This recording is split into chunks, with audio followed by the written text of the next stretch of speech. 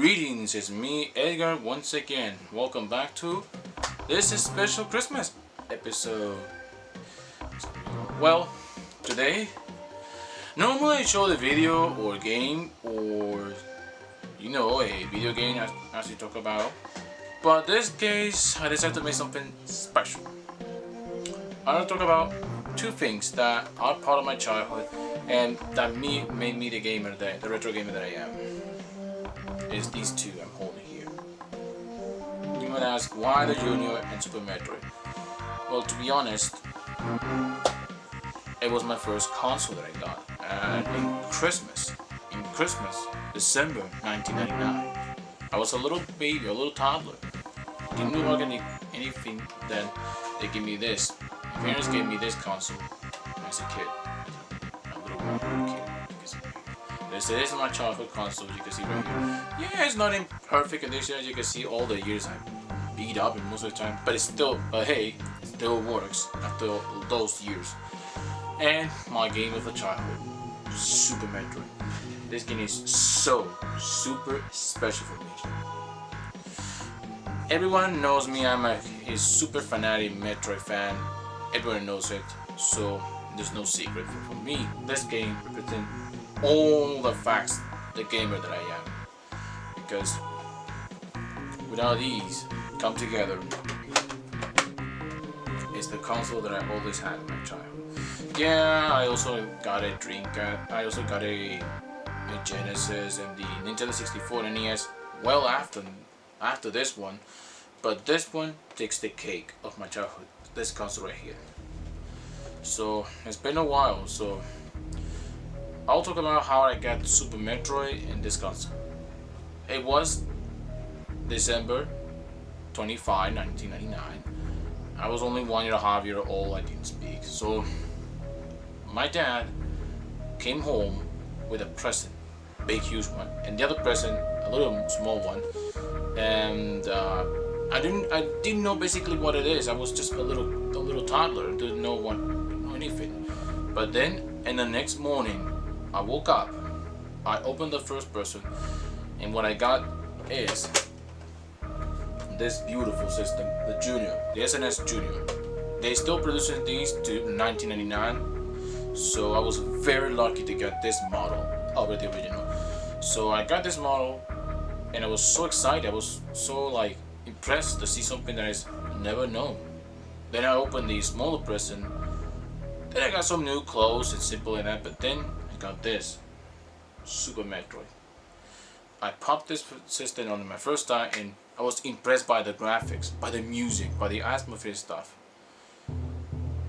Coming from that game, so it was so special for me, so it was a lot of histories. I sat down, put my got under control, didn't know what I'm doing, and then I see the cutscenes, all this stuff, the last Metroid.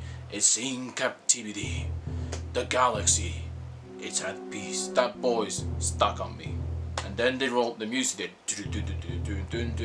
That music stuck on me. So it was gorgeous for me. It was blew my mind.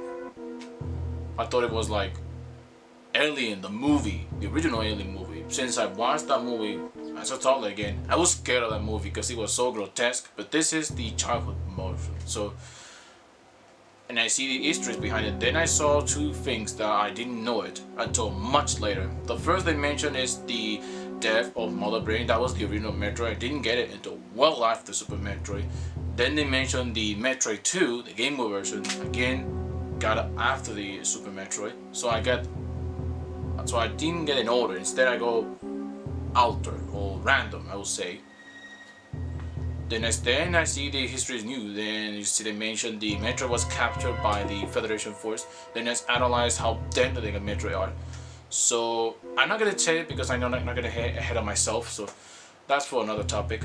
But this topic is when I begin the game, I saw immediately how the buttons are. I didn't get it. I didn't understand how to play it until by emotion I play. And I start to dream, and I start to absorb the experience. I saw the Metroid, the baby Metroid, right there.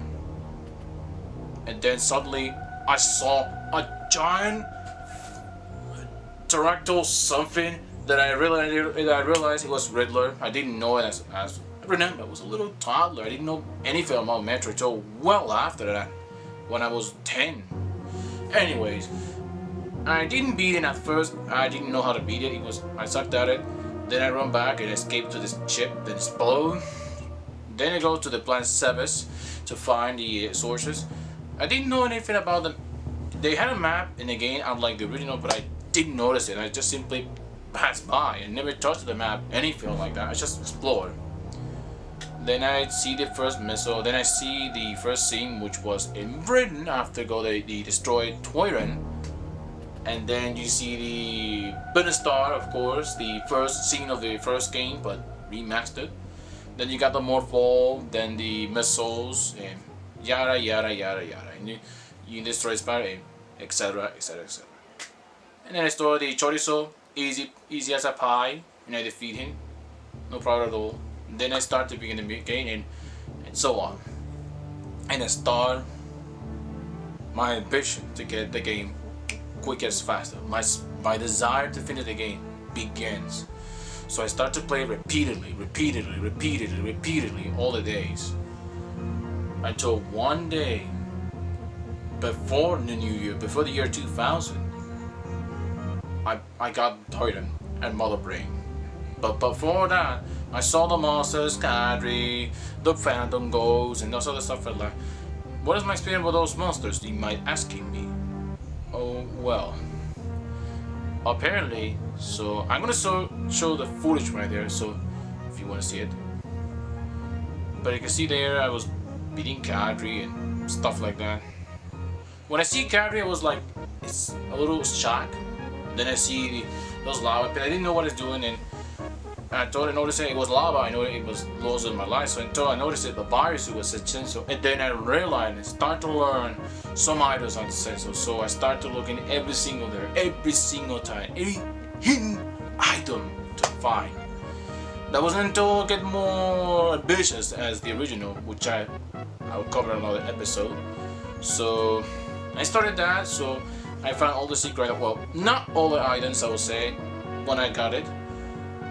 It took me like 5 days to complete the game. Some did less than that, but remember, this was new. Game like that for me was new to me because remember, I was just a newbie at that point on. So I beat, and then before New Year in 2000, I got Toyran.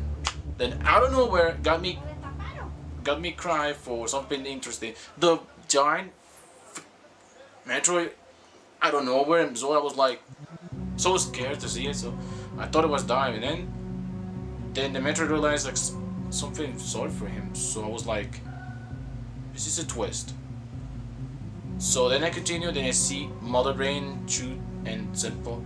Then suddenly I saw it, a T-Rex form, metal frame of Mother Brain. I took all my arsenals, power bomb, super missiles, everything I had it, until I was ultimately almost defeated. But I don't know where in the Metroid, the giant Metro baby, I absorbed Mother Brain and I was like, phew. Then I terminated that Mother Brain and kick his evil things.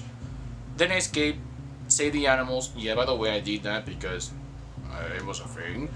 Then I finished the mission in. When I was a toddler, when I got the game, I was not a speedrun as a later years. I was like, I finished it in 2:48, which is slower, and I get like 97% when I finish it. When I was 1 year old. Since then, and then I had all the fun of this game at this little cartridge right here. For me, it was hours and hours, days to try to get better and better and better and faster and faster and faster, and the most items complete out of these games. And I learned new techniques, new power ups, new everything, something I never was do when I was a toddler. So as the years going on, I began to practice, and then my ambitions to get all the Metroid game began on this card. And as a result, I got the original Metroid, I got Metroid 2, then I got Fusion, Zero Mission, and then I played recently the Metroid Prime series, and there's also stuff like that. And discovered all the new Metroid games. That was because Super Metroid. That was introduced me the franchise, introduced what Samus was, what Riddler was, and I gotta thank this console, this game, for allowing me to introduce the Nintendo formula and the Metroid franchise. Without these, what I'm holding right now, I wouldn't be the man that I'm talking right now, in front of you, on the camera, on you guys, on everything. So, as a ultimate note is thank you, Metroid, to make me the man that I am. One Christmas, one day that I started all the time. So, I hope you like the video. I know it's short, but you gotta be right. So, I will leave some footages that I made with my game during my timeline. So, I hope you understand this. So, as always, don't forget to subscribe and give me a follow, give me a like. If you're a fanatic Metroid like myself, please, a big thumbs up represent that more than you did. So, as always, I will leave the footage for you, and I'll see you next time. And happy holiday and Merry Christmas. See you next time.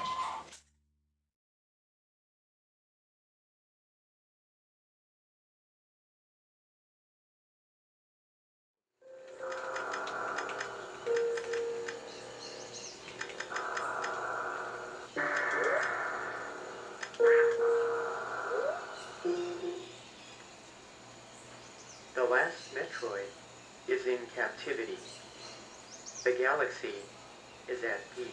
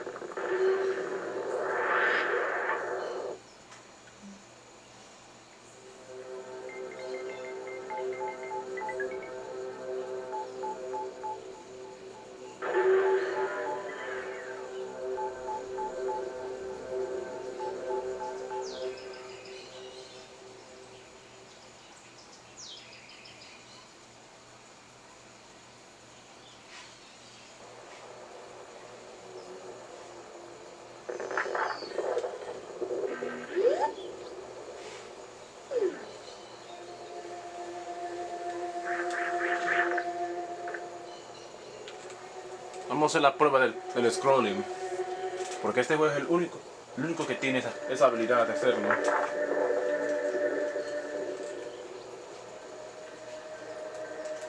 In the camera you can see it scrolls fine. However, I see the line in the bottom, so I need to still figure out how to address that problem.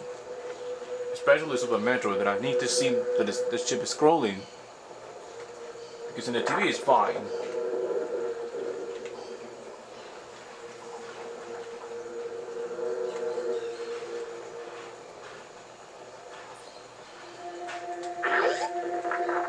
Even the door moves fine.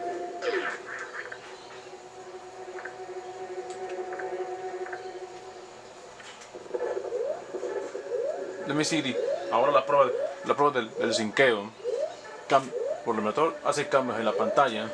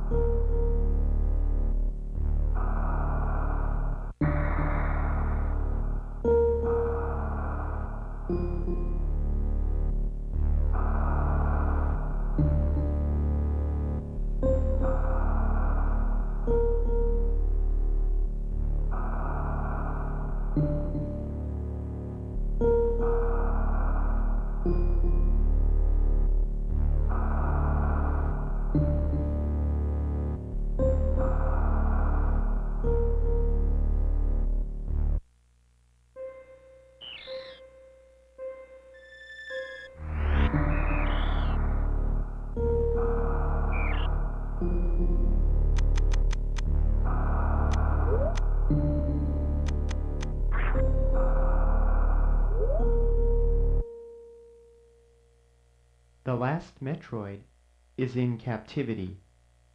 The galaxy is at peace.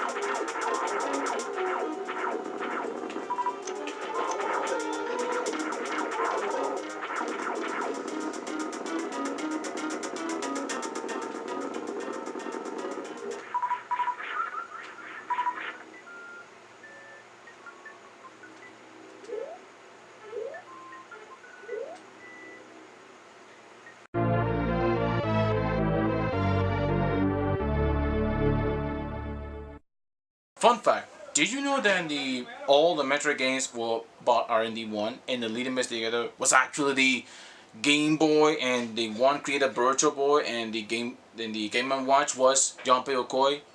You guessed it. It was actually by that guy. And actually it's by that guy. Other fun fact is Metroid was inspired by the movie Alien and Aliens. That's the reason the name of the dragon thing is named Riddler and other stuff. And the character, Samus, was based on the Riddler, the character from Aliens. Again, based on Aliens. All the reference is Aliens, so that's the why it looks so similar then. Oh, and Metroid is based on the Cinemoids, for those who know. Anyway, that's a bonus thing, so I'll catch you later. Bye for now.